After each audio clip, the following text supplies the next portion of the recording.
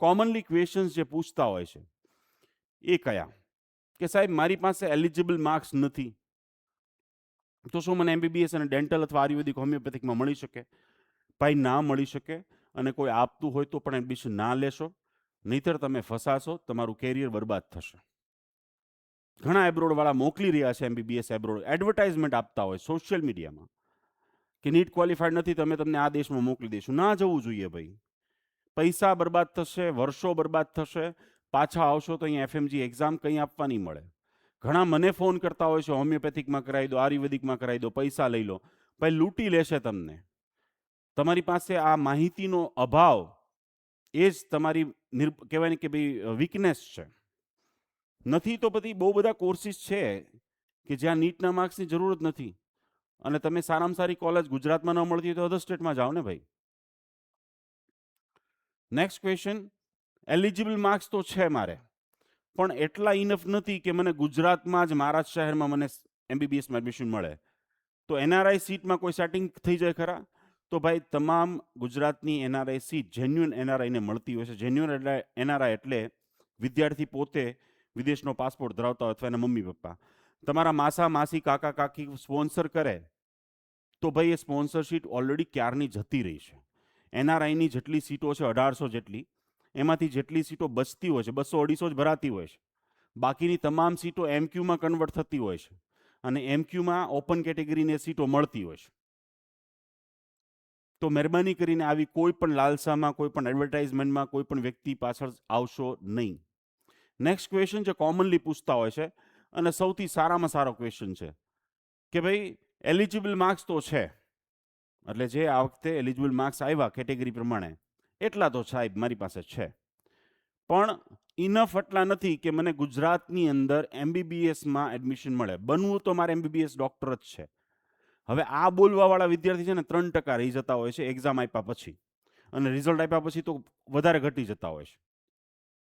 Result exam જેવી જાય, difficult હોય, ઇઝી હોય, ભાઈ એક્ઝામનું કામ કરે, તમે તમારું કામ કરો. તો એક્ઝામ પછી બાળકનો વિચાર બદલાઈ જતો હોય છે, અને કોર્સ બદલાઈ જતો હોય છે, ચોઇસ બદલાઈ જતી હોય છે. પણ પ્રશ્ન અહીંયા એ થાય છે કે ભાઈ 8મા ધોરણથી 9મા ધોરણથી 10મા ધોરણથી જે મા બાપે એમને દુનિયા દેખાડી છે, એમને જોઈને એવું લાગ્યું કે ભાઈ ના MBBS ડૉક્ટર બની શકે, તો હવે કંઈક માર્ક્સને કારણે કે ભાઈ 300 350 માર્ક્સ, ને પેરેન્ટ્સ બી અજીબ છે, સાહેબ 300 માર્ક્સ આવ્યા છે તો શું મારો દીકરો કે મારી દીકરી ડૉક્ટર બની શકશે, કેપેબલ છે? એટલે ભાઈ તમારા આ જે સિલેબસ છે ને એમાંથી 3% પણ MBBS ડેન્ટલ, હોમિયોપેથિક, આયુર્વેદિક, ફિઝિયોથેરાપી, ફાર્મસી કે XYZ કોર્સમાં નથી આવતું. આગળની દુનિયા જ નવી છે, આગળની તમામ દુનિયા નવી છે. તો તમે કેવી રીતે તમારા બાળકને પ્રિડિક્ટ કરી શકો કે 300 વાળો છે એ સારો ડૉક્ટર બનશે, જમણા પગની જગ્યાએ ડાબા પગે ઓપરેશન નહીં કરશે, ને 720 વાળો શું? સમજાય છે હું જે કહેવા માંગુ છું? 300 વિદ્યાર્થીનું રેન્ક નંબર પૂછો. 22 લાખ વિદ્યાર્થીઓ પરીક્ષા આપી હતી, એમાંથી એપ્રોક્સિમેટલી 11 લાખ વિદ્યાર્થીઓ ક્વોલિફાઈડ થયા છે, તો એનો 6 લાખ કે 8 લાખ રેન્ક છે. તો તમે તમારા બાળકને શું કામ નીચું દેખાડો છો?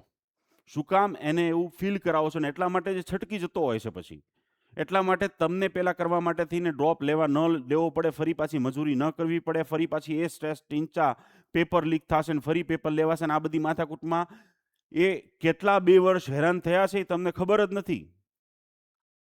એ બાળકને જે વેદના થઈ છે એ તમને ખબર જ નથી. એટલા માટે બદલાવી દે સાહેબ કે MBBS નથી મળતું ને પપ્પા હવે ડેન્ટલ જ કરવું છે, હવે આયુર્વેદિક જ કરવું છે, હવે મારે હોમિયોપેથિક જ કરવું છે. એ કરી લેશે, પણ પેલું 82%ની જેમ સક્સેસફુલ નહીં બને એના જીવનમાં, એ આનંદિત નહીં રહે. કેમ? કારણ કે એની મનપસંદગીની વસ્તુ એને નથી મળી. તો આ કંઈ સમજો કે ભાઈ 2-5 દિવસની વાત નથી, આ એક ટી-શર્ટ કે શર્ટની વાત નથી.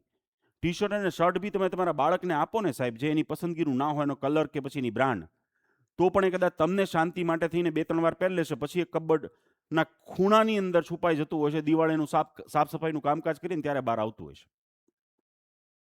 તો 3% બાળકો મારી 22 વર્ષની આ જર્નીમાં મેં જોયા છે, અને છેલ્લા 5 વર્ષમાં ખાસ કરીને 3% જ હોય છે એક પકડીને બેઠા છે મેં MBBS ડૉક્ટર બનવું છે.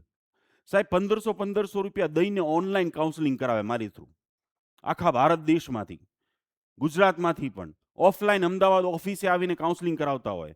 અને આવ્યા કોણ હોય ખબર છે? મમ્મી અને પપ્પુ બે આવ્યા હોય, પપ્પુ ને મમ્મી બે આવ્યા હોય, દીકરો તો આવ્યો જ ન હોય, દીકરી આવી જ ના હોય, કારણ કે એટલા ફ્રસ્ટ્રેટ થઈ ગયા હોય છે. હું બહુ રિક્વેસ્ટ કરીશ તમામ પેરેન્ટ્સને, બહુ મોટું અવલોકન કરજો, અવલોકન બાળકોને કરવા દેજો, એમને બહાર આવવા દેજો, એમનો વિચાર રજૂ કરવા દેજો, અને પછી જ તમે આગળ વધો. કથાકથિત આપણી જે ભારત દેશમાં ખાસ કરીને ગુજરાતમાં જે પ્રણાલી છે કે એમબીબીએસમાં ના મળ્યું તો ડેન્ટલમાં લઈ લઈએ, ડેન્ટલમાં ના મળ્યું તો હોમિયોપેથિકમાં લઈ લઈએ, હોમિયોપેથિકમાં ના મળ્યું તો આયુર્વેદિકમાં લઈ લઈએ. આવું ના કરતા. પછી એ 20,000 રૂપિયા નહીં કમાય અને પછી તમે એ કોર્સનો વાક કાઢશો. બાકી આયુર્વેદિક એવા ડૉક્ટર હું તમને કહી દઉં આપણા તળાજામાં કે 400 પેશન્ટની લાઈન હોય. બાત્રા સાહેબ homeopathic 500 patient, physiotherapy mission health for example. So અહીંયા એક ડિગ્રી છે, એક કોર્સ કમ્પ્લીટ કરો ને તો ડિગ્રી મળે તમને, પણ બોસ એમાં મહેનત ત્યારે થાય જ્યારે બાળકને ઇન્ટરેસ્ટ હોય, અને જ્યારે મહેનત કરે બાળક ત્યારે એને નોલેજ મળે, અને નોલેજ મળે ને ત્યારે નવા ક્રિએશન થાય. તો એવા ફાર્માસિસ્ટની પણ જરૂર છે, એવા નર્સિંગ સ્ટાફની પણ જરૂર છે, એવા માણસોની પણ જરૂર છે સાહેબ. અને આ હકીકત છે જે સ્વીકારવી જોશે. સો ધ મોસ્ટ બ્યુટીફુલ ક્વેશ્ચન ને કોમનલી પૂછતો હોય છે કે ભાઈ એલિજિબલ માર્ક્સ છે, એમબીબીએસ ડૉક્ટર જ બનવું છે, પણ એટલા નથી કે મને ગુજરાતમાં સીટ મળે, ને જે મળે છે અથવા તો 25 લાખ વાળી, 28 લાખ વાળી, 12 લાખ વાળી જે મને પોસાય એવી નથી, તો મારે શું કરવું સાહેબ? તો તારી પાસે ભાઈ પહેલો ઓપ્શન છે અધર સ્ટેટમાં જતો રહે, પણ ત્યાં તને ગવર્મેન્ટ સીટ તો ફ્રી વાળી મળશે નહીં. બીજો ઓપ્શન છે એબ્રોડ જતો રહે. ત્રીજો ઓપ્શન છે ડ્રોપ લઈ લે. આ 3 ઓપ્શન છે, અને 3 કોઈ ખોટા નથી. જો તમે ફાઇનાન્શિયલી, હમણાં અધર સ્ટેટની માહિતી આપવાનો છું તમને કે અધર સ્ટેટમાં કેવી રીતે જઈ શકો, બીજું એબ્રોડની માહિતી આપવાનો છું, અને ત્રીજું ડ્રોપની માહિતી આપવાનો છું. તો ડ્રોપમાં ખોટું નથી કંઈ, પણ ડ્રોપ સાયન્ટિફિક વેમાં લેવો જોઈએ ભાઈ. હવે 300 માર્ક્સ વાળો વિદ્યાર્થી 720 કિલોમીટર દોડવાનો, તો 300 કિલોમીટર દોડ્યો 2 વર્ષમાં, તો હવે જે 8 મહિના વિધા છે એમાં કેટલા કિલોમીટર દોડશે? 150 કિલોમીટર. તો પાછા તમે ત્યાં આવીને પહોંચી જશો, એ જ 12 લાખ વાળી કોલેજ આવતા વર્ષે મળશે. તો શું ફાયદો થયો ડ્રોપ લેવાનો? સો બહુ સાયન્ટિફિક વેનરમાં મારો 45 મિનિટનો વિડીયો છે યુટ્યુબ ઉપર, એ જોવો જોઈએ. 3 પ્રશ્નના આન્સર હોય તો ડ્રોપ લેવા. એક કે ભાઈ તમને જે માર્ક્સ મળ્યા છે અને જે માર્ક્સ નથી મળ્યા એ કયા ચેપ્ટર્સ યુનિટ્સમાંથી નથી મળ્યા, કઈ ભૂલ, એરર એનાલિસિસ પ્રોપરલી પેપર ઉપર લખો 2 વર્ષમાં કરી. અને ત્રીજું, હવે તમે ગવર્મેન્ટ સુધી તમારી કેટેગરી પ્રમાણે પહોંચવા માટે આટલા માર્ક્સ જોઈતા હોય તો એ માર્ક્સ લાવવા માટે થઈને તમારે કેટલી મહેનત કરવી પડશે. અમારી એક મેન્ટરશિપ પ્રોગ્રામ છે જેમાં અમે દર મહિને બાળકોને પ્લાનિંગ બનાવીને આપતા હોઈએ છીએ. તમને વિશ્વાસ નહીં હોય, પણ ગુજરાતના 22 છોકરાઓ એનરોલ કર્યા હતા, અને બધાને 550 ઉપર માર્ક્સ છે, કે જેમના 350 જેટલા માર્ક્સ આવ્યા હતા.